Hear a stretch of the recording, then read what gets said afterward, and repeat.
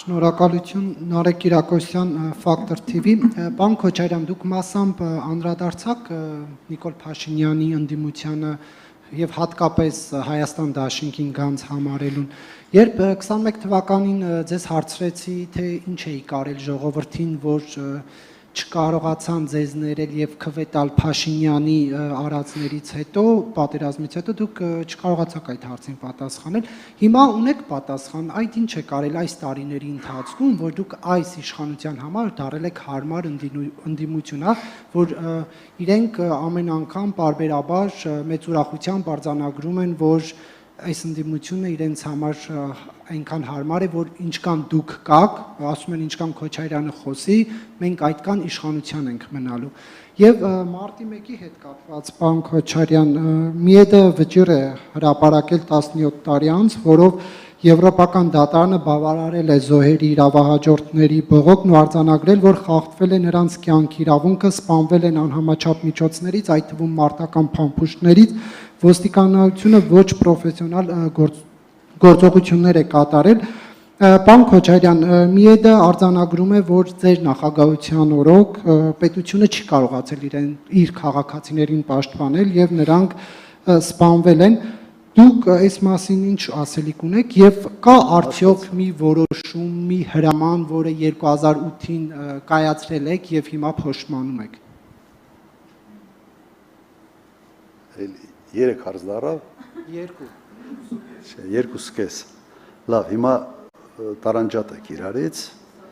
Հիմա առաջի հարցի գիտեք պատասխանը ես տվել եմ։ Հիմա ես պետք է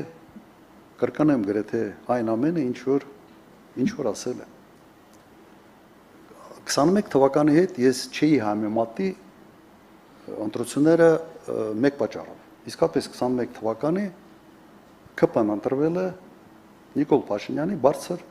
վարկանիշը նաև հաշվի առնելով։ Ավելի բարձր էր։ Իրեն հաջողվեց Ղարաբաղի պատերազմի պարտությունը ցենց գցել բոլորի վրա։ Բայց մյուս կարգախոսները մնում է կոռուպցիայի դեմ պայքար, հատիկ հետ բերում, իդեպ զարմացել են, որ գույքից հարց չեք տվել։ Սովորաբար դա ձեր այդպես ֆիշկան էր։ Հիմա վիճակը հետևյալն է։ Իսկապես վիճակը տարբեր է։ Եվ ես պետք է կրկնեմ, բոլոր այն կարգախոսները, որով ինքը եկել է իշխանության եւ պահել է այդ իշխանությունը, այսօր սնանկ են։ Ինքը պիտի գա եւ մեկ կարգախոս, ինքը վերջերս, եթե չեմ սխալվում, հետեւյալ ասած, չէ, ամենից կարևոր հարցը ես լուծել եմ։ Ես խաղաղություն եմ բերել։ Ինքը բերել է պատերազմ, իր բերած պատերազմից պարտությունը եւ խաղաղությունը ինքը հումանիշ է սարքել։ Կամ եթե դա նորմալ է համարում, օքեյ, կարող է բնակչության մի մասը դա նորմալ համարում։ Ես համոզված եմ, որ բնակչության շատ ավելի մեծ մասը համաձայն չի պարտությունը եւ պարտությունը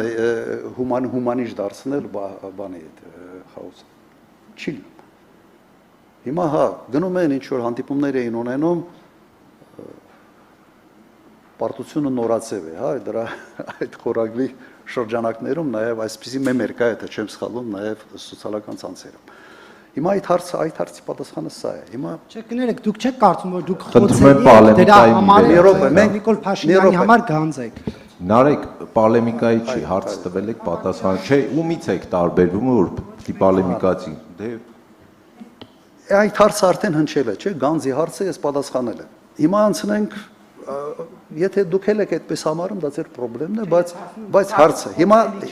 հիմա Եվրոդատարանի վերաբերյալ։ Ես մի հարց ունեմ, դուք Եվրոդատարանի որոշումը կարդացել եք։ Համոզված եմ չեք կարդացել։ Ես ասեմ, համոզված եմ չեք կարդացել, որովհետև եթե կարդայիք, դուք այս հարցը այս ձևով չէիք ձևակերպել։ 110 էջանոց փաստաթղթի մեջ սպանություն բառ չկա։ Կա մահվան դեպքեր։ Նարեկ, ես կարծում եմ միջև հարց տալը երևի արժեր, եթե թեմայից է կարծում, որ գոնե կարդա։ Հաջորդը բովանդակային, շատ բովանդակային։ Եվրո դատարանի որոշումը հետևյալի մասին է, որ պետությունը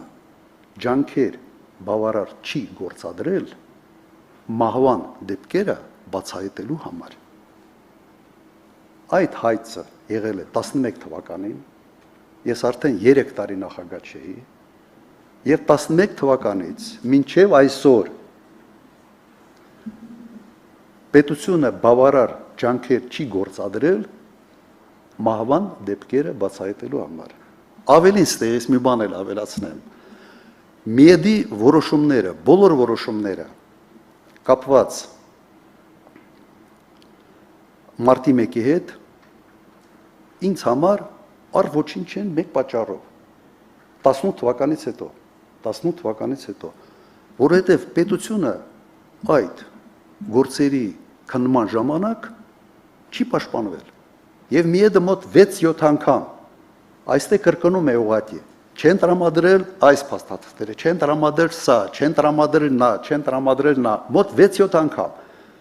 Սա ինչ է նշանակում, նայեք, պատկերացրեք ինչ վիճակ է։ Դատական նիստ, դատախազի տեղը նստած է մեղադրողը, դատախազը պաշտպանվողի տեղը նստած է մյուս դատախազը նույն բաժնից։ Մոտավորապես այս վիճակն է։ Եվ դրա համար 18 թվականից հետո մարտի 1-ի բոլոր գործերով Հայաստանի Հանրապետությունը պարտվելու է, որովհետև Հայաստանի Հանրապետությունը չի պաշտպանում, չի ներկայացնում ոչինչ։ Սա է վիճակը։ Ոնց որ Նիկոլ Փաշինյան versus Նիկոլ Փաշինյան, այս պատկերն է։ Պատճառը դա է։ Եվ եթե դուք կարդաք միեդի որոշումը, դուք կտեսնեք, որ այդ որոշման մեջ հիմնական մեխը հետևյալն է. պետությունը բավարար ջանքեր չի գործադրել մահվան դեպքերը բացահայտելու համար։